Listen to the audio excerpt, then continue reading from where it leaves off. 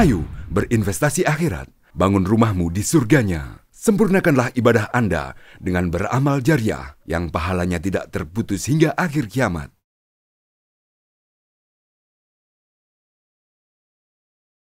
Assalamualaikum warahmatullahi wabarakatuh. Alhamdulillah.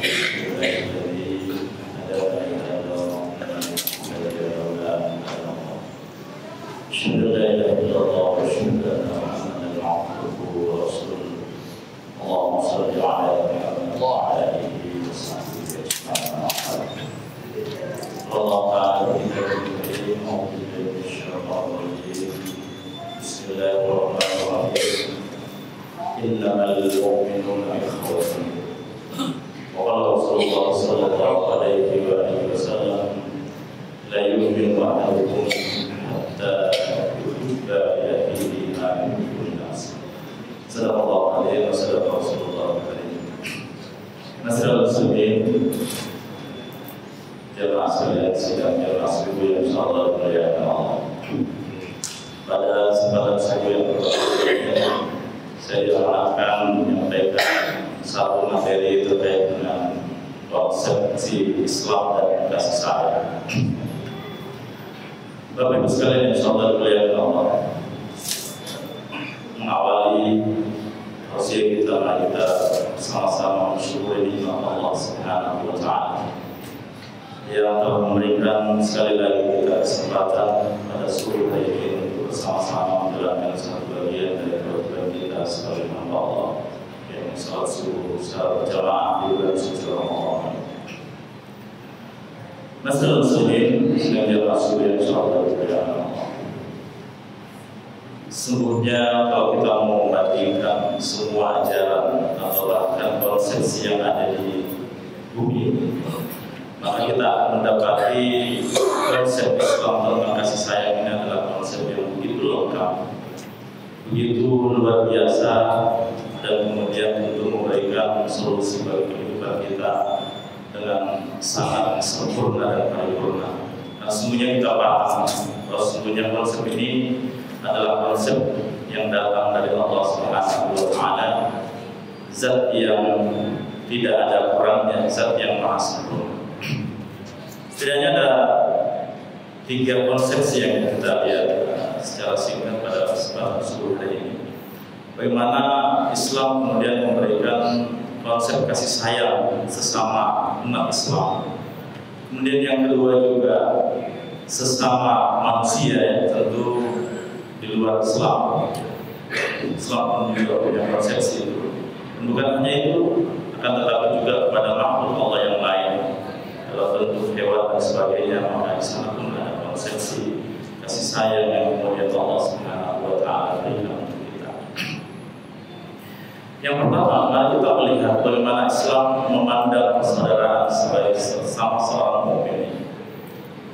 Di dalam ayat Al-Quran Allah Subhanahu wa Ta'ala berfirman, ya ayyuhalladzina amanu. Jadi, innamal mu'minuna ikhwatun, bahwa sesungguhnya orang-orang mukmin itu bersaudara layaknya seperti saudara kamu.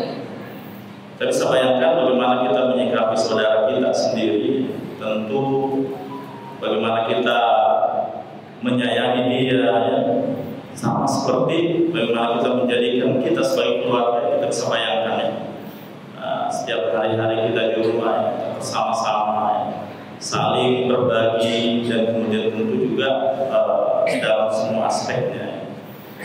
Bahkan dalam konsepsi sama-sama keinginan kita untuk mendapatkan surganya Allah, di mana kita tidak boleh nafsi-nafsi untuk kemudian hanya untuk kita sendiri, tetapi kepada saudara-saudara kita.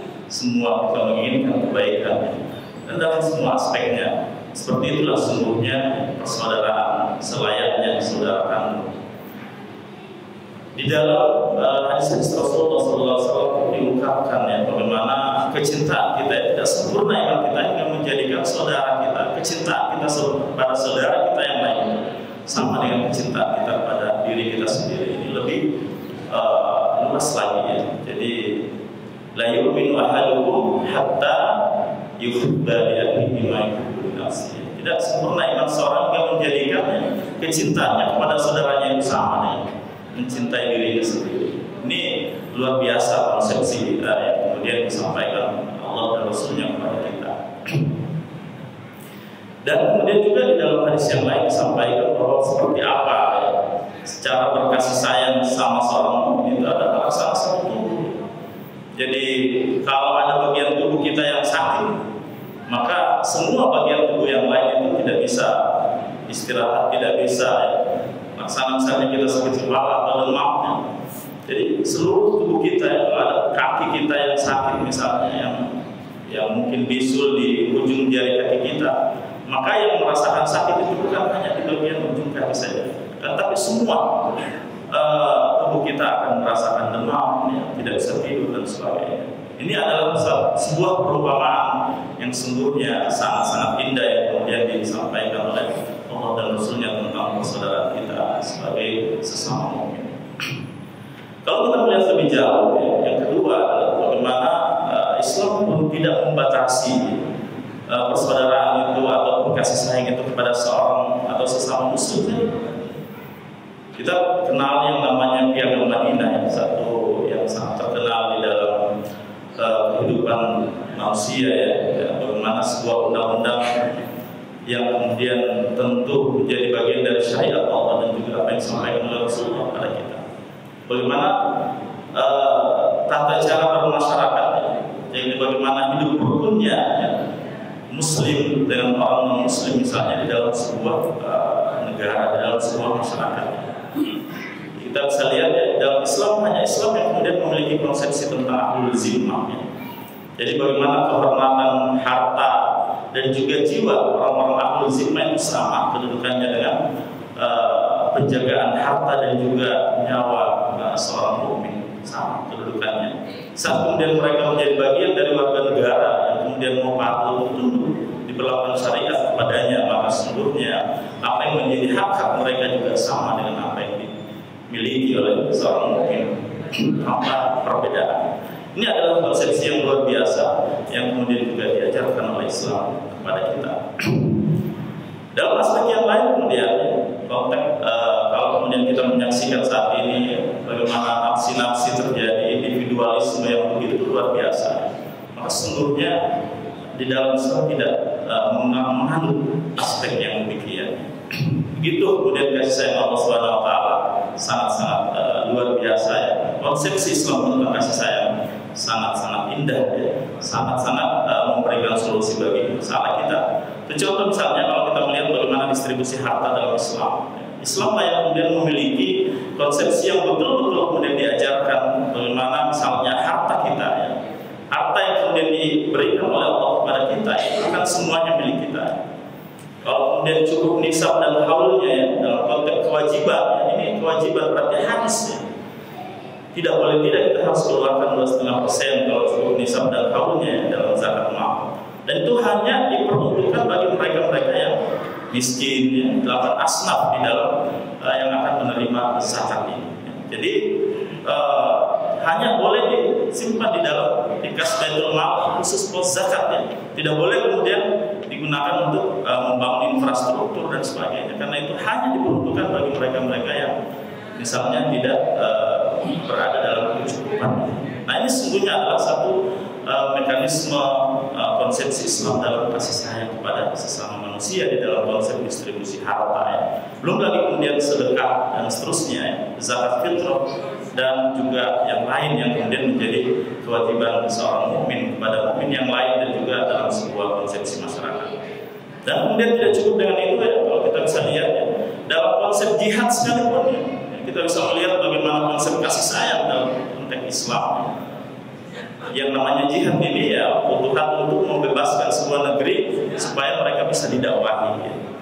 Itu kemudian ada persyaratannya juga, tidak boleh membunuh anak-anak, orang tua, dan kemudian wanita-wanita. Mereka harus dilindungi dan kemudian tidak boleh menghancurkan bangunan-bangunan bahkan kemudian tempat peribadatan orang-orang non-Muslim sekalipun. Ini semua adalah konsepsi kasih sayang yang luar biasa yang kemudian hanya akan kita temui di dalam konsepsi syariat Islam. Tentunya ini adalah hal yang kemudian bisa kita lihat begitu indahnya ya. Cuma sekarang kemudian dipelesetkan ya, seakan-akan Islam itu muncul ataupun diopinikan ya sebagai sarang terorisme ataupun kemudian barbar dan sebagainya. Tentu ini adalah suatu hal yang sangat bertentangan dan bertolak belakang dengan konsepsi Islam dan kasih sayang ini. Tentu kemudian juga aspek yang ketiga bahwa Islam pun kemudian memberikan konsepsi yang lain di dalam konsepsi akhlak kasih sayang kepada makhluk-makhluk Allah yang lain. Ini semua adalah satu bukti bahwa betapa syariat Allah Subhanahu wa taala dalam syariat yang begitu lengkap, begitu indah, dan kemudian tentu memberikan solusi bagi kehidupan kita yang sesungguhnya menuntut kita untuk menerapkannya di dalam kehidupan yang nyata.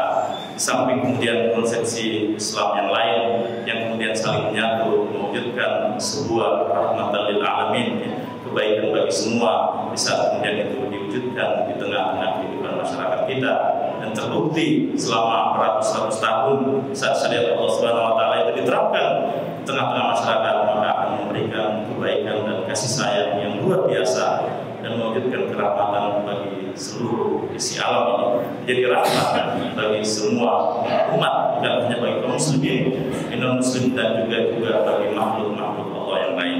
Semoga ada manfaatnya, kalau lebihnya mohon dimaafkan. Billahi taufiq wal hidayah. Assalamualaikum warahmatullahi wabarakatuh. Ayo dukung media dakwah Masjid Agung Al-Akbar dengan ikut berdonasi pengadaan alat multimedia dan operasional dakwah. Usia boleh terputus, pahala jariah mengalir terus.